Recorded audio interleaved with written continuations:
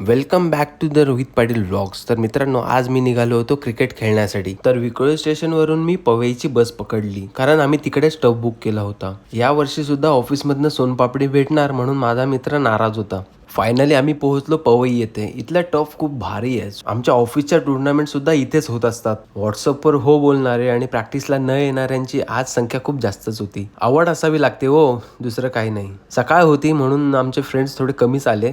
माझी बॅट आहे म्हणून पहिली बॅटिंग मीच करणार असं म्हणत मी बॅटिंगला उतरलो. माझ्यासोबत टेनिस क्रिकेटचा सुपरस्टार योगेश भोसले मैदानामध्ये होता. फटकेबाजी चालू केली तसे एक एक प्लेयर यायला लागले. फुल धमाल मस्ती चालू झाली होती. या वर्षीच्या सीझन मधली ही पहिलीच प्रॅक्टिस होती, त्यामुळे चेंडू बॅटच्या पट्ट्यात येणं थोडं कठीण होतं. अख्खा वर्ष प्रॅक्टिस असल्यामुळे योगेश भोसले फटकेबाजी करत होता, त्यामुळे गोलंदाजीची दयनीय अवस्था झाली होती. बॉलर लोक सुद्धा फुल फॉर्म मध्ये होते. मग मी पण त्यांना बॅट वर करून दाखवली.